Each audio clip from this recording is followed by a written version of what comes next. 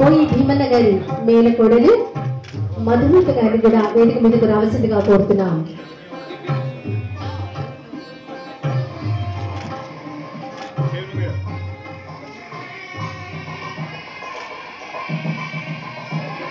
ఎంతో మంది దళితుల హృదయాన్ని మేల్కొల్పి వారి ఆత్మగౌరవ పతాకాన్ని లింగికి తాకించినటువంటి పద్మభూషణుడు బోయి భీమన్న గారి 114వ జయంతి సందర్భంగా జరిగిన సాంస్కృతిక శాఖ మార్చిలు గౌరవనీయులు శ్రీ కందుల దుర్గేష్ గారు పుష్పమాలను అలంకరిస్తున్నారు. వారి చిత్రపటానికి వేదిక మీద ఉన్న అతిథులందరూ ఈ కార్యక్రమంలో పాల్గొనవలసిందిగా కోరుతున్నాం.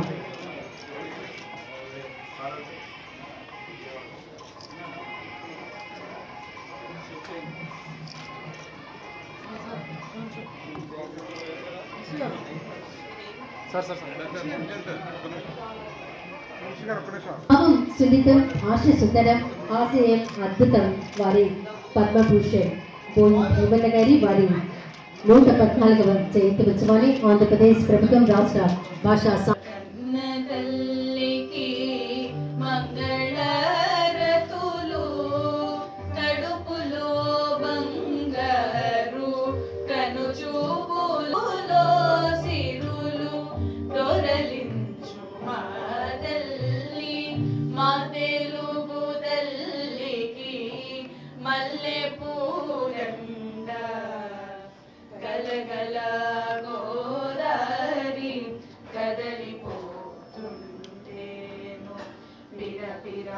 కృష్ణేను బంగారు పంటలే మురిపాల ముత్యాలు దొరలుతాయి మా తెలుగు తల్లికి మల్లాలు యాకయ్య గొంతులో ఆలు నిత్యమై నిఖిలమై రుద్రమ్మ భుజ శక్తి మల్లమ్మ గారి జయంతి సందర్భంగా ఆంధ్రప్రదేశ్ ప్రభుత్వం రాష్ట్ర జయంతి ఉత్సవాన్ని జరుపుతున్నారు. చాలా సంతోషంగా. నాకు సమయం ఎక్కువ ఇవ్వలేదు కాబట్టి ఏది చెప్పడానికి కూడా అవకాశం లేదు. అందుకని మన ప్రీతమ ముఖ్యమంత్రి నారా చంద్రబాబు నాయుడు గారు చెప్పాలనుకున్నాను కానీ సమయం ఇవ్వడం లేదు. వారు కేవలం రాజకీయ రంగమే కాదు, నేను చాలా ఆనందిస్తున్నాను. ఎందుకంటే ఈ మధ్య ఆయన ఇంత ప్రతిభ ఉంది కదా అని చాలా ఆనందించాను. అందుకని ఇంకా చాలా చెప్పాలి కానీ తెలుసుకోలేదు. ఏది ఏమైనప్పటికీ కూడా ఈ జయంతి కార్యక్రమం ఇంత ఘనంగా పద్యం పాడదామని ఇంట్రెస్ట్ ఉండదు, ప్రోత్సహించేవాళ్ళు, తల్లిదండ్రులతో సహా తిట్టేవాళ్ళు. చదువుకుందామంటే ఆర్థిక స్తోమత లేక స్కూలుకు పంపలా. వ్యవసాయం చేయటం నాకు ఇష్టం లేదా పని చేయటానికి నాకు అప్పుడు 69 ఆ ప్రాంతంలో బిల్డింగ్ నా మీద కూలి పడిపోయి నడుము చెయ్యి అన్నీ విరిగిపోయిన పరిస్థితుల్లో కనీసం వంగి లేచే పరిస్థితి కూడా లేని పరిస్థితి, అందవికారంగా ఉండే పరిస్థితి. నడుస్తుంటే నవ్వేవాళ్ళు, అటు ఇటు నడుస్తాడని. ఇన్ని రుగ్మతలు, ఇన్ని అవమానాలు, ఇన్ని దాటి ఆ పాలేరు నాటకం చూస్తున్నప్పుడల్లా మనిషికి సాధ్యం కాదు ఏది లేదని నా మైండ్ చెప్తూ ఉండేది. ఇది నా ఇంటర్వ్యూలో కూడా చెప్పాను, ఏబిఎన్ ఇంటర్వ్యూలో. నా మీద బిల్డింగ్ కూలిపోయి నడుమిరిగిపోయి చేరిగిపోతే ఇప్పుడు నేను క్రిస్టియన్ వేస్తే అందగాడు అంటుంటే నవ్వు వస్తూ ఉంటుందని చెప్పాను. నాకు నమ్మకం కలగదు అని చెప్పి, ఎందుకంటే చిన్నప్పటి నుంచి ఆ అవమానాలతోనే పెరిగినాను నేను. అటువంటి వాడికి స్ఫూర్తిగా బోయి భీమన్న నాటకం చదివితే ఈ రోజున మా ఊరు ఏ ఊరైతే ఎగతాళి చేసిందో ఆ ఊరికి 3 కిలోమీటర్ల రోడ్డు గౌరవ ముఖ్యమంత్రి నారా చంద్రబాబు నాయుడు గారు నాకు ఇచ్చిన జీతంలోంచి మిగిల్చి 3 లక్షల రూపాయలు ఖర్చు పెట్టి గుంతలు పూడిస్తే మా ఊరంతా శభాషను మెచ్చుకుంటున్నారు. ఇప్పుడు స్ఫూర్తి. అలాగే ఎవరికి ఏ సహకారం కావాల్సి వచ్చినా ఇప్పటికి మా ఊరంతా పూర్తిగా ఇతను చేయగలడు అని నమ్మింది నన్ను. ఏమీ చేతగాని వాడు, ఎందుకు పనికిరాని వాడు అని చెప్పి తీర్మానించిన ఊరు ఈరోజు నన్ను గౌరవిస్తుందంటే ఆ రోజు నేను పాలేరు నాటకంలో వెంకటేశ్వరరావు పాత్ర, పాలేరు పాత్ర అది. ఐఏఎస్ ఆఫీసర్ అయి మళ్ళీ అదే ఊరికి వస్తాడు. నా చిన్నప్పుడు చూసిన నాటకం అది, అద్భుతమైన బానిసతనమును బాపుమురా అనే పాట నాకు ఇంకా గుర్తుందమ్మా. భాగ్యము తేరా, ఇలాంటివన్నీ కూడా మహానుభావుల నుంచి స్ఫూర్తిగా తీసుకున్నటువంటి ఈ మాటలు చెప్పే అదృష్టం ఆయన పద్యాలు పాడే అదృష్టం నాకు కలగటం నాకెంతో భాగ్యంగా నేను ఇది చేస్తూ ఆయన యొక్క ఒక్క పద్యం చదువుతాను. ఎందుకంటే మంత్రి గారు ఉన్నారు. ఇందాక నేను 4 పద్యాలు చదివినప్పుడు మంత్రి గారు లేరు. ఎందుకంటే నేను కూడా పద్యాలు రాసే స్థాయికి వచ్చాను. అది గమ్మత్తు. శాస్త్రీయ సంగీతాన్ని అధ్యయనం చేసే పరిస్థితికి వచ్చాను. హార్మోని ప్లే చేసే స్థితికి వచ్చాను. పద్యనాటక రంగంలో ఎన్ని విభాగాలు ఉన్నాయో అన్ని విభాగాల్లోనూ ప్రవేశాన్ని మాత్రం అర్హత సంపాదించాను సగౌరవంగా తెలియజేసుకుంటున్నాను. పద్య రచన, పాట రచన, సంగీతం కూర్చటం, పాడటం, నటించటం ఇవన్నీ కూడా ఒకే ఆర్టిస్ట్లో మహానుభావుల్లో ఉండి అని చెప్తారు. ఈ రోజున వరంగా సరస్వతీదేవి నాకు అనుగ్రహించిందని నేను భావిస్తూ, సార్ ఏ రాగం పాడదాం మీ ఇష్టం ఇవ్వండి. అబ్బో, సత్యమద్వైతమని పల్కే శంకరుండు. బోయి భీమన్న గారు కూడా బోద్లేరు భావనతో ఏకీభవిస్తున్నట్టు ఆయన రచనల ద్వారా తెలుస్తుంది. బోయి భీమన్నకు సృజనాత్మకత యుగాన్ని సృష్టించి లక్ష్యం తెలుసు. తిట్టి చెప్పే తెగువ తెలుసు, తట్టి చెప్పే తెలివి తెలుసు. అందుకే అంటాడను, సత్యము అద్వైతమని పల్కే శంకరుండు, అగును నిజము రసాద్వైతమందు నేను,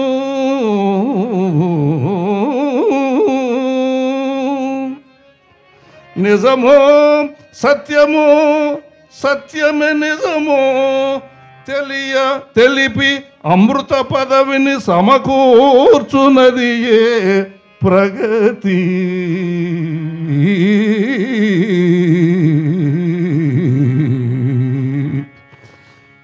ప్రగతిని గురించి ఆయన చెప్పిన ఈ పద్యం మా శ్రీనివాసుకు ధన్యవాదాలు చెప్పాలి. అప్పటికప్పుడు పద్యాన్ని ఇచ్చాడు.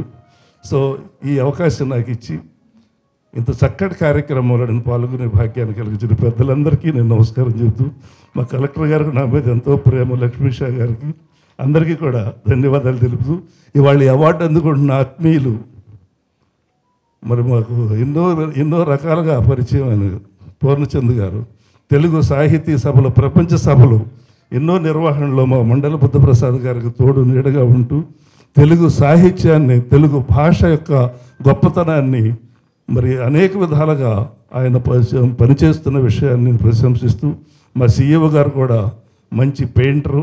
ఏ బొమ్మ తీసుకుంటే ఆ బొమ్మను అప్పటికప్పుడు గీచేసి అందరికీ ఇచ్చేటువంటి ప్రతిభ కలిగినటువంటి మనిషి. ఎందుకంటే ఇప్పుడు కల్చరల్ అంటే కరెక్ట్గా కల్చర్ గురించి తెలిసి అవసరమైతే మేమే యాక్ట్ చేస్తాం అనేటువంటి ఒక దమ్మున్న మంత్రి గారు, నాటక అకాడమీ చైర్మన్, మీ బొమ్మలను నేను గీస్తానని మా సీఈఓ గారు, మా జానపద బ్రహ్మ, ఇంతమంది కల్చర్లో ఉండటం మా అదృష్టంగా భావిస్తూ కల్చర్ వైభవంగా వెలగాలని మా మంత్రి గారికి విన్నపం చేస్తూ నమస్కారం. ధన్యవాదాలు. తర్వాత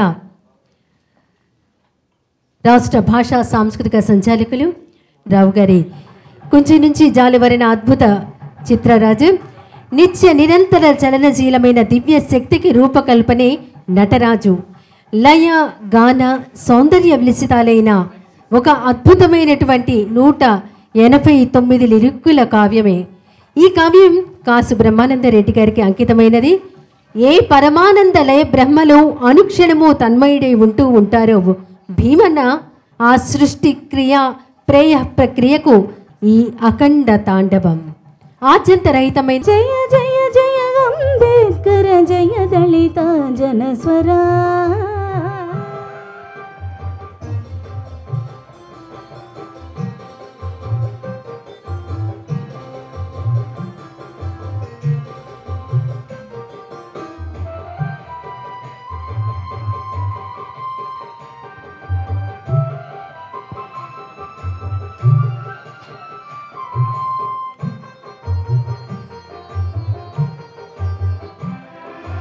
జాతీయ సమైక్యానికి మతాతీత రాజ్యానికి,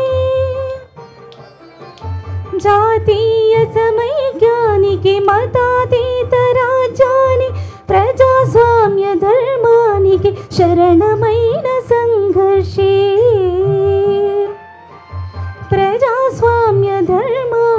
శరణమైన సంఘర్షే జయ జయ జయ అంబేద్కర జయ దళిత జనస్వరా. బోయ భీమన్న గారి గురించి మాట్లాడేటువంటి అవకాశం కలగడం నా అదృష్టంగా భావిస్తున్నాను.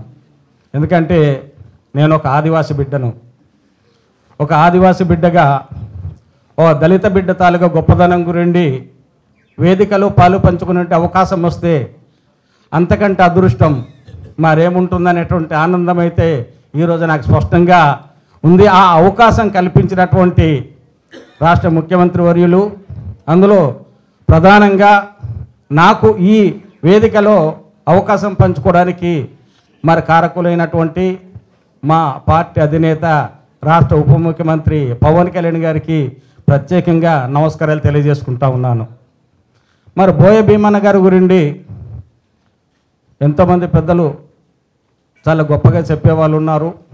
నాకంటే ఎక్కువ అనుభవం కానీ ఆయన గురించి తెలిసిన వాళ్ళ ముందర నేను మాట్లాడేది చాలా తక్కువే కాబట్టి నేను ఎక్కువ మాట్లాడే సమయం వృధా చేయదలుచుకోలేదు. కానీ ఒక ఆదివాసి బిడ్డగా, ఓ దళిత బిడ్డ తాలూకా గొప్పతనం గురించి అయితే ఖచ్చితంగా మేము సంబరాలు చేసుకోవాల్సినటువంటి సందర్భం ఈ రకంగా కలగడం అనేది ఖచ్చితంగా మరి అభినందనలు తెలియజేసుకుంటూ, ఆయనలో ఉండేటటువంటి సామాజిక స్పృహ, ఎంతోమంది మేధావులు ఉన్నారు, ఎన్నో రచనలు చేశారు, ప్రపంచ మేధావులుగా ఉన్నటువంటి వ్యక్తులు ఎంతోమంది ఉన్నారు. అటువంటి ఆదర్శమూర్తుల్లో మరి డాక్టర్ బిఆర్ అంబేద్కర్ గురించి చెప్పుకుంటే అదే కోవలో వచ్చేటటువంటి స్థాయిలో మరి భీమన్న గారు మరి ఆయన తాలుగా సామాజిక స్పృహ, తన మేధస్సు, తన తెలివితేటలన్నీ కూడా సమాజాన్ని తట్టిలేపే దాంట్లో, సామాజిక స్పృహ కల్పించే దాంట్లో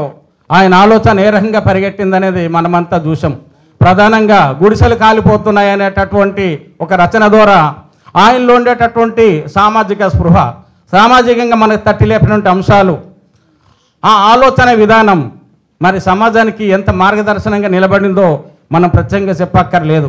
మరి ఆ రకంగా అటువంటి మేధావులు అందించినటువంటి సామాజిక స్పృహను ఆదర్శంగా తీసుకొని అటువంటి ఆశయాలు నెరవేర్చే దాంట్లో భాగస్వాములు కావడానికి మరి మనమంతా ముందుండాలని తెలియజేస్తూ ఈ అవకాశం కల్పించినందుకు మరొకమారు అందరికీ పేరు పేరు నా నమస్కారాలు తెలియజేస్తూ సెలవు తీసుకుంటా ఉన్నాను.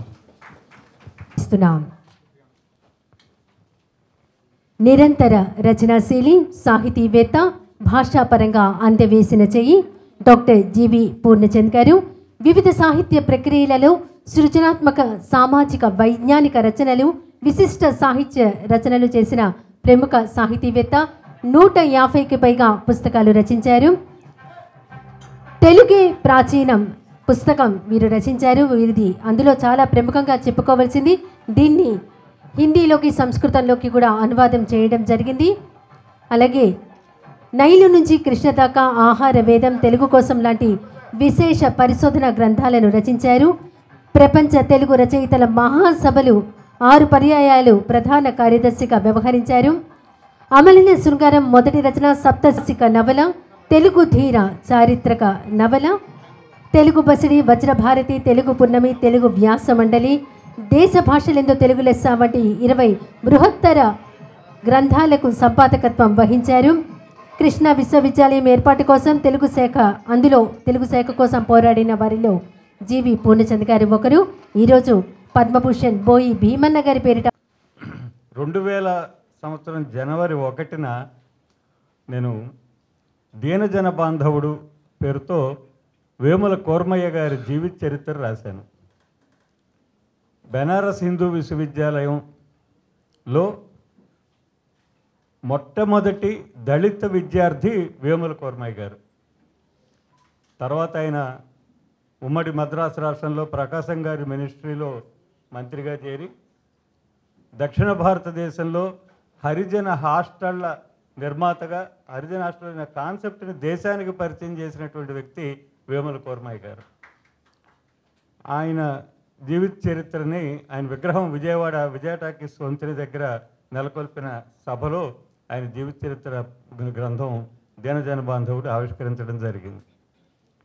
ఆ పుస్తకానికి ముందు మాట రాయడం కోసం కోర్మయ్య గారికి అత్యంత సన్నిహితులు, నువ్వు అనుకునేటంత చక్కటి స్నేహితులు, కలిసి పనిచేసినటువంటి వ్యక్తి బోయి భీమన్న గారు.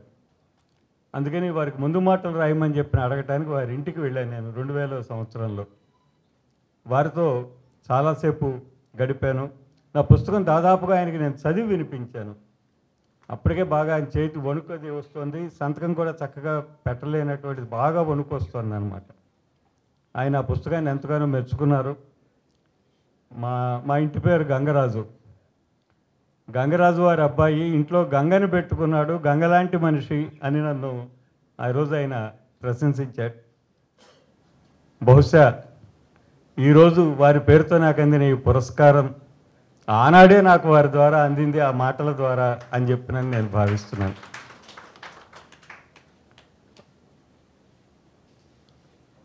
ఈరోజు ఆయన జయంతి సందర్భంగా కవితాత్మకంగా నేను నా నివాళిని అందించాలని చెప్పినని నేను భావిస్తున్నాను.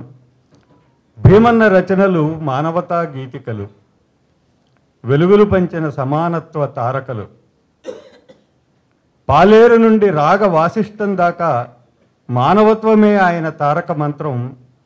విద్య వీధి చూపిన వెలుగే ప్రబోధం, కులాల్లేని వివాహమే చూపిన పరిష్కారం. ఆత్మగౌరవమే ఆయుధమై నిలిచింది, అంటులేని తనానికది బలమై గెలిచింది. అణగారిన హృదయానికి అదే ఉద్దీపన, కులవర్ణ కుడ్డియాల్ని కూల్చే సమర గీతాలాపన. తెలుగు విశ్వవిద్యాలయం తీర్చిందో కొరత, భీమన్న పేరున సాహిత్య పీఠం ఇచ్చి. రచనల సమగ్రత, రచయిత దృక్పథం తెలిపే వేదిక అది. అసమానతల జాడ్యానికి విరుగుడు భీమన్న భావజాలిక.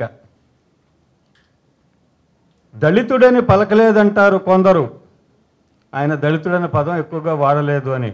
ఆయన గాంధేయ కాలం నాటివాడు, గాంధేయవాదానికి చెందినటువంటి వ్యక్తి. దళితుడని పలకలేదంటారు కొందరు, తన తనువెల్లా తన కవిత నిలువెల్లా సమానత్వ సాధకతకే అంకితమిచ్చిన జాతీయతావాది స్వాతంత్ర యోధుడు ఆయన. ఆత్మగౌరవానికి అక్షరమై ఎగసి, కుల నిర్మూలనకు కలమై కదిలి, కల్లోల కడలి ఎదుట చెలియలి కట్టపైన సమానత్వ దీపస్తంభమై నిలిచారాయన. పాలేరు నుండి పద్మశ్రీ వరకు, అమ్మ రాసిన పుస్తకం, పాలేరు నుండి పద్మశ్రీ వరకు భీమన్న దృష్టి అందులో దొరుకును. పాలేరు నుండి పద్మశ్రీ వరకు భీమన్న దృష్టి అందులో దొరుకు. కులమతాల కాళ్లతో నలిపే శక్తివంతమైన పదాలు కాబవి పాదాలు. గాంధీ అంబేద్కర్ సమన్వయ జాడలవి, గాంధీ అంబేద్కర్ సమన్వయ జాడలవి. కుల వ్యవస్థ కుళ్ళును కడిగే నీళ్ల కడవలవి. దళిత హృదయానికి గౌరవం నేర్పి ఆత్మవిశ్వాసపు పునాదులపైన కనక మేడలవి. వెంకన్న వనబాల ప్రేమ కథ, మీ పాత్రే, వెంకన్న వనబాల ప్రేమ కథ విశ్వశ్రేయమై కులాంతర వివాహమే మార్గమని చాటింది. సమాజ సంస్కరణకి ఇదే దారంటూ భీమన్న కలమది సత్యమై నిలిచింది. రాగవాసిష్టంలో పురాణ గాథలే పునర్మూల్యాంకనమై వెలిశాయి. గుడిసెలు కాలిన దళిత దుస్థితి రాజకీయం, సామాజికం ప్రతిబింబాలయ్యాయి. కూలిరాజు ధర్మయుద్ధం రచనలలోనూ వర్గ ఆర్థిక సమస్యలు తాకాయి. హింసకు విరోధి భీమన్న వాణి కుల నిర్మూలనే వాస్తవం అనేది ఆయన బాణి. కులాంతర వివాహం అనేది ఒక కవచం. ఆయన ప్రధానంగా ఆ సమస్యకి పరిష్కారం కులాంతర వివాహం అని చెప్పిననేది ఆయన పాలేరులో కానివ్వండి, లేకపోతే ఈ రాఘవాసిష్టంలో కానీ చూపినటువంటి పరిష్కారం కులాంతర వివాహం. కులాంతర వివాహం అనేది ఓ కవచం, కుల గోడలు కూల్చే సమర సన్నాహం, అస్పృశ్యతకు భీమన్న పెట్టిన శాపం, సమానత్వానికి ప్రతీక భీమన్న సాహితీ దీపం. నమస్కారం.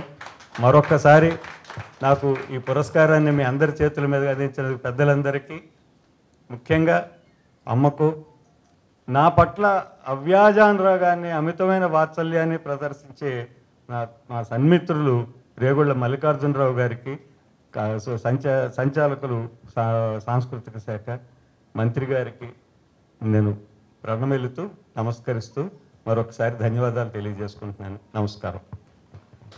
పద్మభూషణ్ శ్రీ బోయి భీమన్న గారి 114వ జయంతి ఉత్సవం సందర్భంగా ఈ కార్యక్రమంలో వేదిక మీద ఆశీనులైనటువంటి డైనమిక్ కలెక్టర్,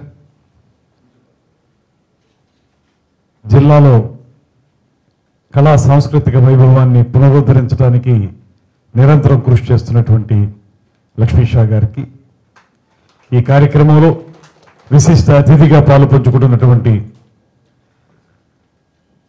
కవి, నట గాయక ధురీణుడు శ్రీ గుమ్మడి గోపాలకృష్ణ గారికి, ఇంకోటి కూడా నిన్ననే తెలిసింది, సంగీతంలో కూడా ఆయన స్రష్టగా మారుతున్నారు. అది కూడా వారికి లభించినటువంటి ప్రత్యేకమైనటువంటి వరం. అదేవిధంగా బోయి భీమన్న గారి గురించి మాట్లాడవలసి వచ్చినప్పుడు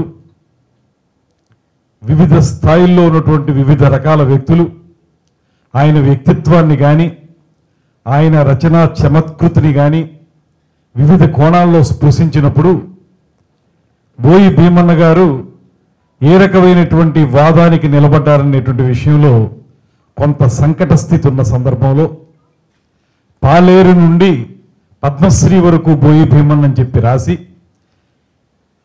ఆయన యొక్క సహధర్మచారినిగా ఆయన వ్యక్తిత్వాన్ని, ఆయన జీవిత గమనాన్ని, ఆయన యొక్క రచనా వ్యాసంగాన్ని సంపూర్ణంగా ఆకలింపు చేసుకుని, ఇది బోయి భీమన్న గారి యొక్క వ్యక్తిత్వం, ఇది ఆయన యొక్క రచనల తాలూకు ప్రధాన అంశం అనేటువంటి విషయాల్ని స్పష్టంగా తెలియజేసినటువంటి శ్రీమతి బోయి హైమావతి గారికి ప్రత్యేకమైనటువంటి నమస్కారాలు తెలియజేస్తూ, అదేవిధంగా వేదిక మీద ఉన్నటువంటి నా మిత్రులు, మా పార్టీలో ముందు నుంచి కూడా కష్టపడి పనిచేస్తూ ఇవాళ సృజనాత్మక జానపద కళల్లో సృజనాత్మక అకాడమీకి చైర్మన్గా ఉన్నటువంటి గంగులయ్య గారు, డాక్టర్ గంగులయ్య గారు, అదేవిధంగా ఈరోజు పురస్కారాన్ని అందుకుంటున్నటువంటి సుప్రసిద్ధ సాహితీవేత్త డాక్టర్ గారు అయినటువంటి జీవి పూర్ణచంద్ర గారు, వారికి కూడా ప్రత్యేకమైనటువంటి ధన్యవాదాలు తెలియజేస్తూ,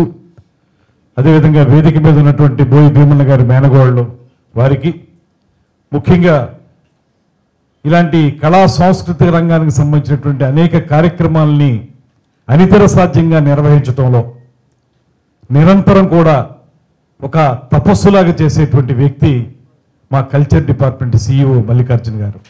వారికి ప్రత్యేకంగా నేను అభినందనలు తెలియజేస్తున్నాను. కారణం, రాష్ట్ర పండుగగా చేసేటువంటి కార్యక్రమాలు మాత్రమే కాకుండా ఏవైతే సమాజానికి హితం పలికినటువంటి అనేక మంది వ్యక్తుల తాలూకు వైశిష్ట్యాన్ని మనకు తెలియజేసే విధంగా ఆయన చేపట్టేటువంటి కార్యక్రమాలన్నీ కూడా అద్భుతంగా ఉంటున్నాయి.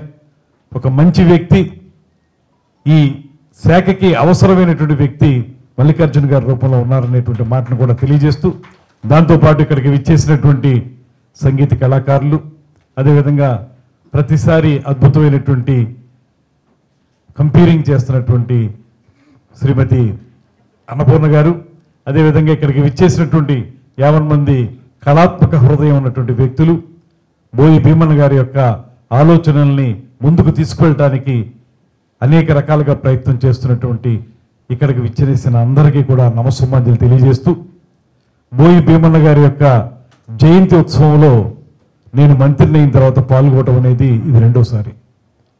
మంత్రి అయిన వెంటనే క్రితం సంవత్సరం పాల్గొన్నాను, ఇప్పుడు రెండో పర్యాయం పాల్గొంటున్నాను. ముఖ్యంగా బోయి భీమన్న గారి గురించి మాట్లాడేటప్పుడు ఇవాళ అయితే మనం దళిత హక్కుల గురించి, మానవ హక్కుల గురించి చాలా అద్భుతంగా మాట్లాడగలుగుతున్నాం. బయటకు వచ్చి స్పష్టంగా నినదించగలుగుతున్నాం. ఇవన్నీ ఇవాల్టి ప్రపంచంలో పెద్ద ఇబ్బంది కాదు. కానీ ఆయన యొక్క బాల్యంలో, ఆయన పుట్టినప్పుడు, ఆయన తర్వాత పెరిగినప్పుడు, యువకుడిగా ఉన్నప్పుడు ఆయన ఎదుర్కొన్నటువంటి సంఘటనలు మాత్రం సామాన్యమైనవి కాదు. ఆ రోజుల్లోనే ఆ రకమైనటువంటి భావజాలంతో, అస్పృశ్యత అనేటువంటి దాన్ని పారద్రోలాలనేటువంటి ఆలోచనతో, దానికి పదునైనటువంటి ఆయుధంగా తన రచనా వ్యాసంగాన్ని మలుచుకుని తద్వారా జనాలని జాగృతం చేయాలనేటువంటి ఆలోచన చేసినటువంటి మొట్టమొదటి వ్యక్తి శ్రీ బోయి భీమన్న గారు అనేటువంటి మాటని ఈ సందర్భంగా గుర్తు చేసుకుంటా ఉండాలి. ముఖ్యంగా ఇంతకుముందు గుమ్మడి గోపాలకృష్ణ గారు చెప్పారు పాలేరు అనేటువంటి నాటకం గురించి. అదేవిధంగా బాగా ముందుకు వెళితే 1932-33 ప్రాంతాల్లోనే ఆయన జానపదుని జాబులు అనేటువంటి ఒక పుస్తకాన్ని రాశారు.